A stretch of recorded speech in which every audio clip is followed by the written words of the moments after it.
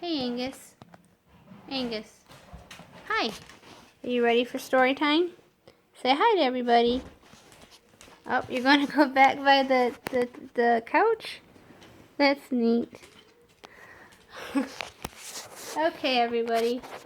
Oh, he's peeking over this way. Thank you for tuning in for Miss Rose's story time. We're going to be in chapter 11. If you want a story dedicated to you, just like, share, and subscribe. Put in the comments that you like that. You can also write me at 232 Old Swainsboro, P.O. Box 232 Old Swainsboro Road, Twin City, Georgia 30471.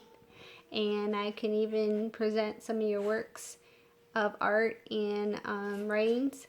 And remember, you want to read 30 minutes a day to strengthen your reading muscle. 20 to stay the same, and less than 20 it would get weakened. Okay, Angus is talking to us now. Hey, Angus, are you ready for the story? All right, so we are going to be reading Carry On, Mr. Bowditch by Jean Lee Latham. And you can get this book and follow along. I'll let you know what page we're going to be on today. Let's see here. Did I go too far? Oh, that's chapter 15. Yeah, let's turn back. As you see, my story times are live and unedited. The real thing. I also don't use a lot of bells and whistles and things because I want you to use your imagination. Alright, here we go. Okay. Let's get ready. Alright, so I hope you are ready for the story time. Let me know if you like it better when I film it from here, this distance, or the other way. Like from here, I'm told it's like you're sitting on the floor listening, like you're in a school classroom. And then when I put it on the other angle, I'm told that it seems like you're more like sitting next to me or in my lap. So let me know what you prefer. Alright, chapter 11. Okay, what next? On Tuesday of Nate's last week at the channery, Ben Meeker drifted in and leaned against a barrel. Well, Nate, it's almost over. Seems like, eh? What do you mean, seems like? Nate asked him. I told you 9 years ago you were beclaimed, didn't I? And you are. Your indenture's almost over, but what can you do? Keep on working in chandlery? Like as not? Ben shook his head. And if things keep going from bad to worse, you won't have this job very long. Our merchant ships will be wiped off the seas. Nate snorted. Bosh! But he knew there was something in what Ben said. American ships were having a hard time. Ever since America had won her freedom from England, she had to fight for her rights on the high seas. Now England and France were at war, and things were in a worse fix than ever. President Washington was trying to keep America at peace with both countries. He had declared his countries neutrally, had said America would not side with either country. Now both England and France were attacking American ships. Yes, there was something in what Ben said. Ben sighed and shook his head again. We ought to have sided with France. Back in 1989, when their revolution started, if we had, we wouldn't be having trouble with France now. They'd be helping us against England, Nate said. Humph! The French people killed their king. Now they got Napoleon. He doesn't sound much better than a king to me. We should have sided with France, Ben repeated. He pulled a dirty scrap of paper from his pocket. I got a piece here that I cut out of a newspaper. The editor put it in just right. He gives Washington a good going over for not siding with France. He unfolded the paper. Listen to this. No, I don't want to hear it, Nate said, and I don't think editors have any right to talk against the president. Americans ought to stand together. Behind Nate, someone chuckled. Ho, ho, ho. Nate turned. Dr. Bentley was looking at him with a twinkle. Is this a political argument? Nate shrugged. No argument at all. Ben's got an article there that talks against the president. I said I didn't want to hear it. I said that sort of thing ought to be stopped. To Nate's amazement, Dr. Bentley shook his head. No, Nate, we can't have freedom unless we have freedom. Nate stiffed. Does that mean the right to tell lies? Dr. Bentley smiled. It means the right to have our own opinions. Human problems aren't like mathematics, Nate. Every problem doesn't have just one answer. Sometimes you get several answers, and you don't know which is the right one. Nate felt his face get hot. But people don't have a right to talk against the president, do they? That's going too far. Years ago, Dr. Bentley said, before we won our independence, the Axis Almanac published something about freedom of the press. It was true then, it is just as true now. I might not have the exact words, but it went something like this. The press is dangerous in a despotic government, but in a free country it is very useful, so long as it is free, for it is very important that people should be told everything that concerns them. If we argue against any branch of liberty, just because sometimes people abuse that liberty, then we argue against liberty itself. In a free country, the press must be free. Ben waved his dirty scrap of paper. See? Dr. Bentley agrees with this. See? Dr. Bentley shook his head. No, I just agree with a man's right to say what he thinks. Ben mumbled something and shuffled out of the chandlery. Well, Nate, Dr. Bentley said, I never thought of it that way, Nate admitted, but I guess that's the way it has to be. We can't have freedom unless we have freedom, and that means freedom to speak our minds. Dr. Bentley nodded soberly. Remember that, always. Then his eyes twinkled. Why did Ben come around this morning? To shake his head over your prospects? Nate grinned. That was about it. Ben certainly enjoys groaning about hard times, doesn't he? Well, Nate, I don't know what next year or the next after holds for you, but I have an offer for you right now. Captain Gibbut and I are going to do a survey of Salem. That's a place for you on our crew. There is a place for you on our crew. It's nothing permanent, but it's like a job for a few months, if you'd like. I'd like that fine, and thank you for thinking of me. I'm doing us a favor, Dr. Bentley told him. We can use your knack with figures. That evening, Nate went over to tell Mary the news. Mary smiled, then sighed. I'm glad you're not going to sea, Nate. We have enough men at sea. I wonder where they all are tonight. Hab and William and Sammy and David. They're all right, Mary. You don't know what it's like for a woman, Nate, Mary went on. You say goodbye to your man. His ship stands out from Salem Harbor. Then the months pass, sometimes the years, with no word from him. They'll be coming back. Just wait and see. I do wait, Mary told him. I spend most of my life waiting. Nate could not think of an answer to that.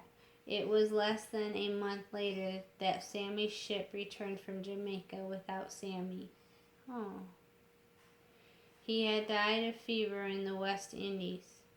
Nate took the word to Mary. She stared at him with stricken eyes. I wonder who'll be next. Again, Nate could think of no answer. He wished he could tell her that all the others were safe, but he wasn't sure. Every day as he worked on the survey of Salem, he heard more stories of trouble at sea. It seemed that every ship that returned brought bad news. Captain Ware came home raging because the English had searched his ship and had taken 2 of his men. Swore they deserted from the English Navy. Humph! Neither lad had been off sounding till he sailed with me. Captain Reed came home grim-faced. He had a runnings fight with a French privateer and had lost 3 men. Shot down in cold blood they were. What Congress going to do to protect our shipping? Just sit there in Philadelphia and talk about it? Someone said John Jay was in England trying to iron out our problems with the British. Captain Goodboot snorted at that. Bah! Diplomats can't settle this. We need a navy. I'm lucky to be surveying Salem instead of walking the quarterdeck. In November, John Jay returned bringing the treaty he had worked out with England. Captain Goodboot roared at the terms of the treaty. You'll call that a matter of give and take? Bah! We give and England takes, and not a word about that business of the British searching our ships and seizing our men. That Jade Treaty hasn't settled anything. As long as England thinks she rules the seas, we're going to have trouble with her. If I had the sense of a cabin boy, I'd never go to sea again. 2 days later, Goodboot signed on to a command a Derby ship. As soon as the survey was finished, he was to take the Henry on a voyage around the Cape of Good Hope to the Isles of Bourbon of the east coast of Africa. One day he said, Nate, have you ever thought of going to sea? Nate remembered all the brawny, swaggering seamen who had crowded the Channel. He thought of stories of captains who could knock a man from starboard rail to the larboard scuppers with one blow of a fist. I'm 5'5" when I stretch, he said. Do you think I have the build for a life at sea? Goodboot chuckled. You wouldn't throw much weight on a halyard, that's one thing for sure. But you do all right as ship's clerk. You might work up to supercargo. What's the difference, Nate asked, between clerk and supercargo? Goodboot shrugged. The pay, mostly. They both do the figuring. It's an easy job if you have a head for figures. In port, there's plenty to do. We may sell one cargo, buy another, sell that in the next port, and buy a third. But between ports, you'd have an easy time. No watches to stand, no decks to swap. I wonder, Nate said, if a captain would let me take my notebooks on board and study between ports.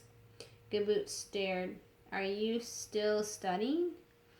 What else do you want to do? Dr. Bentley says you already know more mathematics than any man in the country. He shrugged. But if you still want to study, you could bring your notebooks along for all of me. Nate's heart jumped.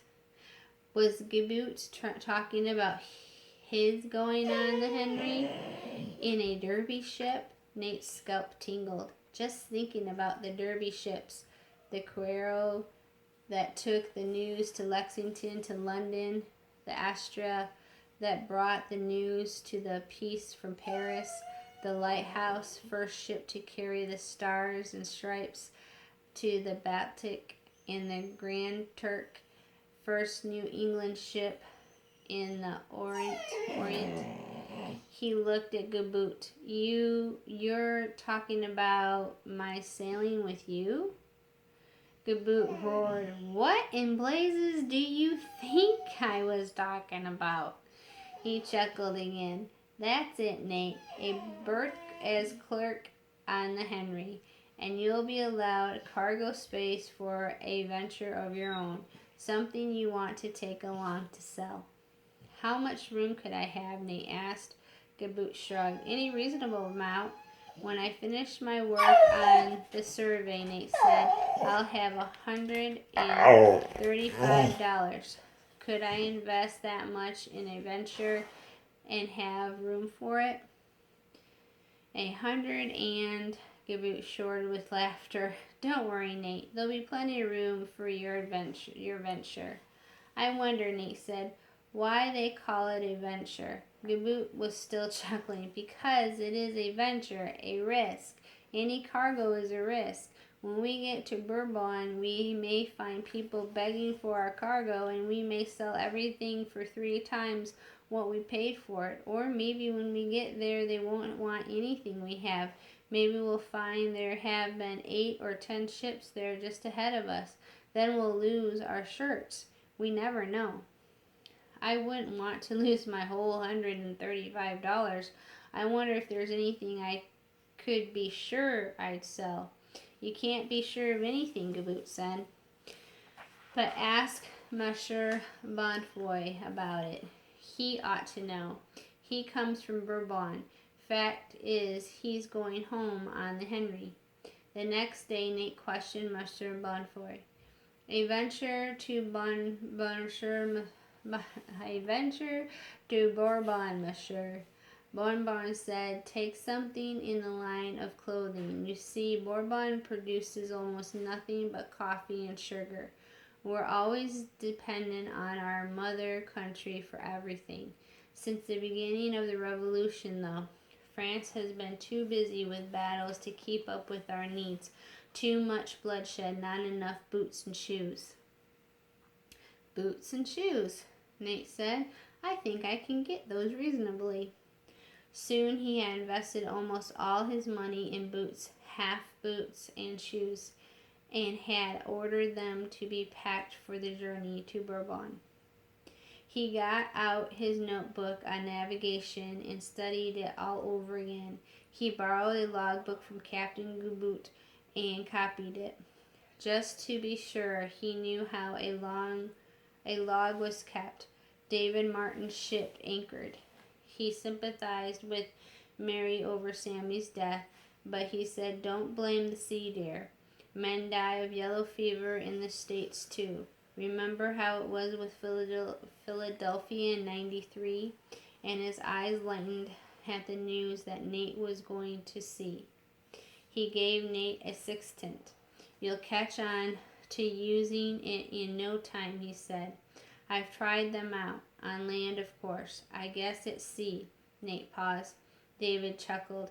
"First time you try to shoot the sun, it's about like trying to thread a needle when you're running downhill." Nate told David about his venture and logbook he made. "The only thing I'm trying to decide is which notebooks to take with me." David smiled and shook his head. "Still studying? Take all of them. Why don't you?" "I wouldn't want anything to happen to them. I mean, if the Henry..." David chuckled. "If the Henry sinks, where'll you be?" Mary gasped. "David!" "But what if I happen to be saved in the notebooks?" Nate asked. "I tell you, David, there's a lot of information in them." David chuckled again. "Make a bargain with Gaboot. If anything happens to the Henry, you want to go down with your ship." "David Martin!" Mary gasped. And then she smiled. "You?" Nate smiled too and told them good night. Back in his room, he took the sextant out of its case. He stood, feet apart, swaying with the imaginary movement of the deck, and lifted the sextant. Some day soon on the Henry. The next day he was down at the wharf watching the loading of the Henry when he saw Captain Gaboot striding towards him. Gaboot certainly seemed to be in a tearing hurry. Maybe they were sailing sooner than they had expected. Nate hailed him. "Any news?" For a moment Gaboot stared at Nate. as though he didn't see him. Then he spoke through his teeth that S. Derby and all the stubborn fools that ever I wouldn't command the Henry if he gave her to me. Nate gulped. You aren't commanding the Henry? No, Gaboot bellowed. But, did you know who is? I don't know and I don't care. And Gaboot strode towards the ship, bellowing directions to the men to bear a hand with his gear. Dazed, Nate left the wharf. Angus, come here. Nate left the wharf, still in a daze. He went to his room.